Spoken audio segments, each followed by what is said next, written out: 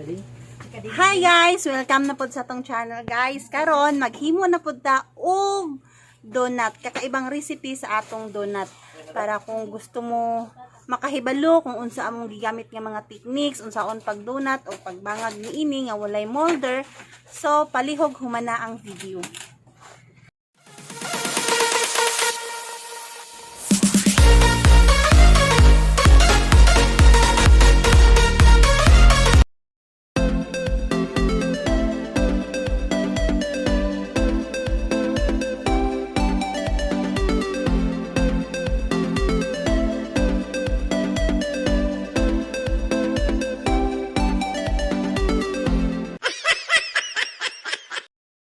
So guys, ang pagkagod sa lubi para ingon ana siya kaputi. Inani lang siya guys, taphawon lang nimo, dili gyud nimo siya isadsad para ang tamis ray makuha. So limpyo pod ang ato ang lubi. So magsugod na ta guys.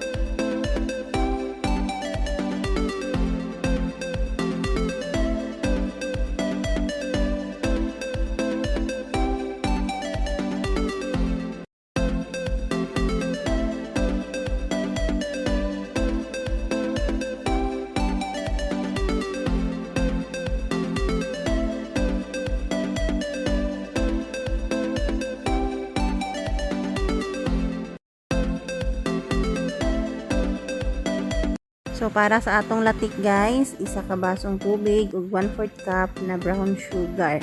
Then hulaton lang nato siya nga magbukal hangtod nga mulawt na siya. So pa guys So nalawt na siya guys, pwede na ibutang ang donut.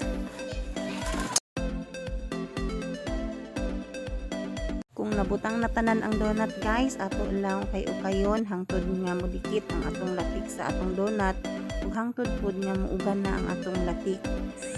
Kung tan-aw ninyo guys nga wala nay latik ang atong karahay, ato nang palungon ang kalayo. Tapos continue lang sa pag-ukay hangtod nga mauga ang atong latik. So uga na ang latik guys.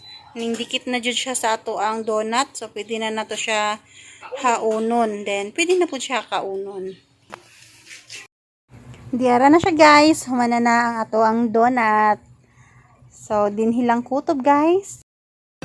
So, in ato lang paghimo sa atong donut guys. Barato lang kaya mga ingredients ato. Pwede kaayo mo magnegosyo.